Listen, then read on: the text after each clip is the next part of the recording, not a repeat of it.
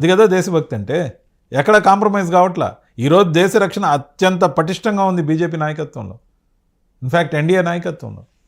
ఖచ్చితంగా కూడా దేశం కోసం ధర్మం కోసం అని బీజేపీ ఎప్పుడైనా మాట్లాడితే చాలామంది జోక్గా తీసుకుంటున్నారు. దేశం కోసం ధర్మం కోసం అనే మాటలు రుచించట్లేదు. ఖచ్చితంగా దేశం కోసం ధర్మం కోసం నిలబడి పనిచేస్తున్న పార్టీ భారతదేశంలో భారతీయ జనతా పార్టీ మాత్రమే.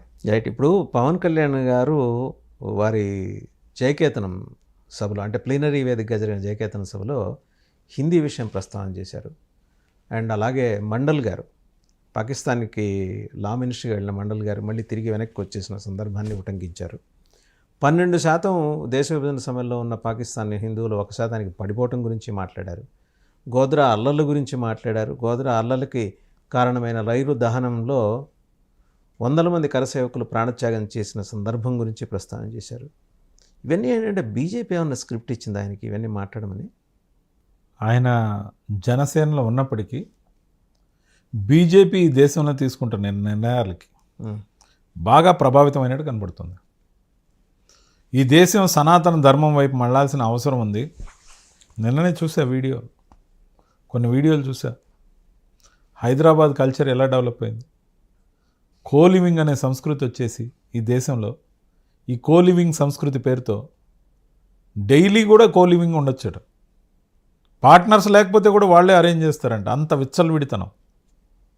ఏం జరుగుతుంది ఈ దేశంలో? స్వేచ్ఛ స్వాతంత్రం పేరుతో యువత చెడుదారిలో వెళ్తూ, పెళ్ళిళ్ళు చేసుకోకుండా కోలివింగ్ పేరుతో బిడ్డల్ని కనకుండా హిందువుల సంఖ్య పెరగకుండా పోతుంటే, మైనారిటీల సంఖ్య ఎంతంటే అంత పెరుగుతుంటే దేశం ఖచ్చితంగా కొన్ని కఠినమైన నిర్ణయాలు తీసుకోవాలి. సంస్కృతి సాంప్రదాయాన్ని కాపాడుకోవడానికి రాబోయే రోజుల్లో నేను బీజేపీ ప్లాట్ఫామ్స్ మీద వీటన్నిటి గురించి మాట్లాడతాను. విచ్చలవిడితనాన్ని వెంటనే అరికట్టాలి. స్వేచ్ఛ వేరు, విచ్చలవిడితనం వేరు. స్వేచ్ఛగా బతకడం పేరుతో విచ్చలవిడి ముసుగేసుకొని సాంప్రదాయాలను మంటగలుపుతూ అన్యాయంగా, దుర్మార్గంగా, జుగుప్సాకరంగా సాగించే జీవనాన్ని ఫ్యాషన్ అనే పేరుతో ఎవరైనా మాట్లాడితే దాన్ని అరికట్టడం కోసం తీసుకోవాల్సిన చర్యల గురించి బీజేపీ సిద్ధాంతాల్లో పొందుపరచాల్సిందిగా నేను నాలాంటి వ్యక్తి కోరుతాడు. రాబోయే రోజుల్లో కొన్ని సిద్ధాంతాలని, కొన్ని సాంప్రదాయాల్ని గౌరవిస్తేనే వ్యవస్థ కాపాడుతుంది. ఈరోజు కూడా ప్రపంచంలో మన దేశంలో ఉన్న వివాహ వ్యవస్థ గురించి గొప్పగా చెప్పుకుంటారు. బయట దేశాల్లో ఫాదర్స్ డే, మదర్స్ డే, ఇట్లా డాటర్స్ డే ఇలా ఎందుకు పెట్టుకుంటున్నారంటే ఎవరికి సంతానమో తెలీదు. వాళ్ళందరూ ఒక చోట కలుసుకోవడానికి ఒక అసెంబ్లింగ్ పాయింట్ లాగా ఒక డేట్ పెట్టుకోవాల్సిన పరిస్థితి. కానీ దుర్మార్గంగా అవన్నీ కూడా మన దేశంలో ఆచరించేస్తూ గ్రీటింగ్ కార్డ్స్, వాట్సాప్, ఫేస్బుక్, మెసేజ్లు బాగా నడుస్తున్నాయి. కానీ మన దేశంలో ఉన్న వ్యవస్థ వల్ల ఈ వ్యవస్థలో అక్రమాలు, అరాచకాలు, దుర్మార్గాలు జరగకుండా కుటుంబ వ్యవస్థ నిలబడింది. ఈ కుటుంబ వ్యవస్థకి సవాల్గా పరిణమిస్తున్న సిద్ధాంతాలని, మూల సిద్ధాంతాలని దెబ్బతీసే విధంగా, హైందవ సాంప్రదాయాన్ని దెబ్బకొట్టే విధంగా వేరే మతాల వాళ్ళు అంత విచ్చలవిడిగా లేరండి ఈ దేశంలో. ఇప్పుడు కూడా చెప్తున్నా, కోలివింగ్లో కూడా 90% వేరే మతాల వాళ్ళు, ముఖ్యంగా కొన్ని మతాల వాళ్ళు ఉన్నారు. కానీ నేను వాళ్ళ జోటికి పోదలుచుకోలే. ఇప్పుడే వ్యవస్థలో మార్పు తేవడానికి చట్టాలని సవరించాల్సిన అవసరం ఉంది. కొన్ని సిద్ధాంతాల కోసం, వ్యవస్థలను కాపాడుకోవడం కోసం కఠినమైన చట్టాలు తేవాల్సిన అవసరం ఉంది. ముఖ్యంగా కోలివింగ్ హాస్టల్స్ని చూసిన తర్వాత చాలా జుగుప్స కలిగింది. అందుకని ఇలాంటివన్నీ చాలా పరిగణలోకి తీసుకున్న తర్వాత ఓవర్ నైట్ ఏం కాదు, కొంత స్టడీ చేసిన తర్వాత, బుక్స్ చదివే అలవాటు ఉంది కాబట్టి పవన్ కళ్యాణ్ గారు బీజేపీ తీసుకుంటున్న సిద్ధాంతాల పట్ల ఆకర్షితుడై ఆయన జనసేనలో ఉన్నప్పటికీ బీజేపీతో ఏదైతే కొనసాగుతున్నారో వాటికి అనుగుణంగా భాషా సంస్కృతి గురించి మాట్లాడారు, హిందీ వ్యవస్థల గురించి మాట్లాడుతున్నారు, హైందవ సాంప్రదాయం గురించి మాట్లాడుతున్నారు. ఎందుకు డిఎంకే తోటి కాలు దూతున్నారు? వచ్చే రాబోయే రోజుల్లో తమిళనాడు ఎన్నికలు దగ్గరలో ఉన్నాయన, అంటే ఆయన్ని బీజేపీ ఒక వజ్రాయుధంలాగా తమిళనాడులో ప్రయోగించబోతోందా? వజ్రాయుధంలాగా కాదు, చరిష్మాటిక్ పర్సన్, ప్రజాకర్షణ కలిగిన వ్యక్తి. మొన్న మహారాష్ట్ర ఎలక్షన్లో ప్రచారానికి వెళ్ళారు, చంద్రబాబు నాయుడు గారు కూడా వెళ్ళారు. అలాగే ఢిల్లీలో కూడా చంద్రబాబు నాయుడు గారు, పవన్ కళ్యాణ్ గారు ప్రచారం చేశారు.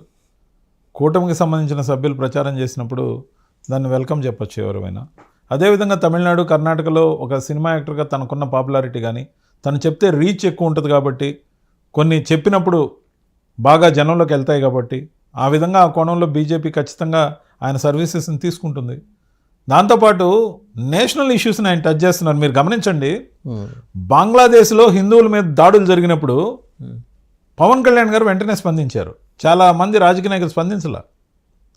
ఇది ఎక్కడ అరాచకం, ఎక్కడో ఆఫ్ఘనిస్తాన్లోనో ఎక్కడో ఇంకో దగ్గర ఏదో అల్లర్లు జరిగితే ఇక్కడ రోడ్లలోకి వచ్చి ప్రదర్శన చేసే సాంప్రదాయం మనం చూసాం. బంగ్లాదేశ్లో హిందువుల్ని వెంటాడుతూ వాళ్ళ ఆస్తులు ధ్వంసం చేస్తూ లూటీలు చేస్తుంటే మనం ఎక్కడ నుంచి ఎందుకు రియాక్ట్ కావడం లేదు ఎవరు అని చెప్పి మాట్లాడాడు. మాట్లాడాల్సిన అంశం. మొన్న కూడా ఆ విషయం ప్రస్తావన చేసి, అంతేకాదు నేషనల్ హ్యూమన్ రైట్స్ దగ్గర నుంచి ఇంటర్నేషనల్ ఫోరం దాకా దీన్ని పట్టించుకోవాలని కోరుకున్న వ్యక్తి. పూర్తిగా బీజేపీ భావజాలం ఏదైతే ఉందో పవన్ కళ్యాణ్ గారికి నచ్చింది, అందుకనే ఆయన మాట్లాడుతున్నాడు. ముఖ్యంగా ఆ సభలో మాట్లాడిన మాటలు అనేకం ప్లస్ అయినప్పటికీ ఇంకో మాట మాట్లాడారండి. అంటే ఒక సామెత ఉంది, కొత్త వైష్ణవుడు ఒళ్ళంత నామాలు పెట్టుకున్నాడని. చాలామంది సోషల్ మీడియాలో సెటైర్లు వేస్తున్నారు ఆయన మీద, అదే ఉటంకిస్తూ సెటైర్లు వేస్తున్నారు. బీజేపీ కన్నా ఎక్కువ బీజేపీ తనంతో ఆయన మాడుతున్నారు.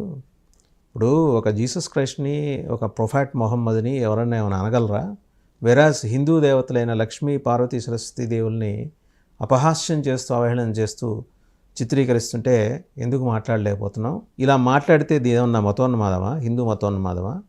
మేము ఖచ్చితంగా మాట్లాడి తీరుతాం. మెజారిటీ మతస్థులకి మనోభావాలకి గాయం తగిలితే కనుక ఊరుకునేది లేదు అని. ఇంత పర్టికులర్గా ఈరోజే ఎందుకు మాడాల్సి వస్తుంది? అంటే బీజేపీ బాగా ఇన్సిస్ట్ చేస్తుంది ఆయన్ని. బీజేపీ ఆయన ఇన్సిస్ట్ చేయడం కాదండి, మీరు ఇన్వాల్వ్ అయినప్పుడు వచ్చే ప్రతిస్పందన. నిన్న సాయంత్రం ఇంకొక న్యూస్ కూడా చూడడం జరిగింది.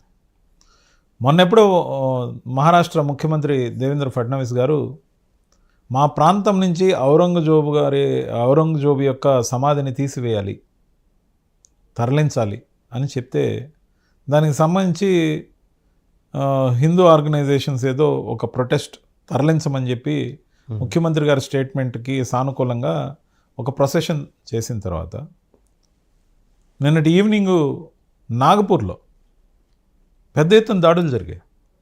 ఆస్తి ధ్వంసం, కార్లు తగలబెట్టడం, వస్తువులు తగలబెట్టడం, షాపులు లూటీ చేయడం జరిగింది. ఇది ఎలాగుందంటే ఈ దేశం ఎప్పుడో మొఘలులు పరిపాలించారని 800 ఏళ్ళు మొఘలులను ఆరాధించాలి, మొఘలుల సమాధుల్ని పూజించాలి, లేకపోతే వాళ్ళ పేర్లు ప్రతి గల్లీలోనో ప్రతి ఊరికో ఉండాలి అని కోరుకోవడం అనేది చాలా తప్పు, వాంఛనీయ పరిణామం కాదు. అలాగనుకుంటే మన దేశాన్ని ఇంగ్లీష్ వాళ్ళు కూడా 200 సంవత్సరాల పైగా పరిపాలించారు.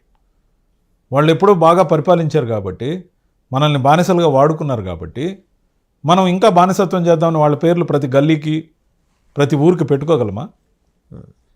మీరు గమనించండి, ప్రతి ఒక్కరి పేరు దాని చివర ఒక బాధ అని పెట్టి, దాని చివర ఒక నగరాన్ని పెట్టి, ఈ దేశంలో ఎన్ని ఊర్లు ఉన్నాయో తెలుసా? నేను మొన్న అన్నీ పరికించినప్పుడు ఆశ్చర్యపోయా. ఇదెక్కడ ఉన్మాదం? ఆ ఊర్లో ఇంకెవరు పేరున్నవాళ్ళు లేరా? దేశానికి ఉపయోగపడ్డవారు లేరా? మరి నిర్మాణాత్మకంగా వాళ్ళ గురించి ఏదైనా చరిత్ర మార్చారుగా కలిసి అధికారంలోకి వచ్చిన తర్వాత. ఎక్కడ మార్చారు సార్? ఔరంగజేబ్ రోడ్ని డాక్టర్ ఏపీజే అబ్దుల్ కలాం రోడ్గా మార్చారు కదా. మార్చారు కదా. ఒకటా సార్? ఎన్ని మార్చాలో తెలుసా? దేశంలో ఒకటి మారిస్తే సరిపోదు. దేశంలో ఉన్న అన్నిటినీ ఒకేసారి మార్చాలి. దీన్ని నేను బీజేపీ హెడ్ క్వార్టర్స్ దాకా తీసుకెళ్తాను. నేను చేయబోయే పనులు ఇవే. పేర్లో ఏముంది అనుకోవద్దండి. మీ పేరేంటో మీ పేరే తెలుస్తుంది. మీరు చేసే ప్రతి పని మీ పేరుకే ఆపాదిస్తారు. మీ వేరు ఏ ఊరిలో ఉన్నారంటే ఆ ఊరి పేరు ఎప్పుడో మొఘలులకు సంబంధించిన పేరంటే చాలా దుర్మార్గంగా అనిపిస్తుంది. ఒక పేరు ఎందుకు? దేశంలో ఎన్ని ఉన్నాయో ఒకటేసారి లిస్ట్ అవుట్ చేసి మార్చాలంటారు. మీకు నచ్చలేదు కదా అని గజనీ మొహమ్మద్ ఈ దేశం మీద దాడి 18 సార్లు 8 సార్లు దాడి చేయకుండా లేడు కదా. గజనీ మొహమ్మద్ అనేవాడు ఇప్పుడు లేడు. అతని గురించి ఎందుకు మనం చింతపడటం? అయిపోయింది, చింతపడడం వేరు. మరి హిందూ దేవాలయాలు ధ్వంసం చేస్తే పునర్నిర్మాణం కోసం హైందవ సమాజం పట్టుబట్టి సాధిస్తుందా లేదా? గతంలో చరిత్ర మనకు చేసిన అవమానాన్ని తిరగరాసే అవకాశం వచ్చినప్పుడు ఎందుకు తిరగరాయరు?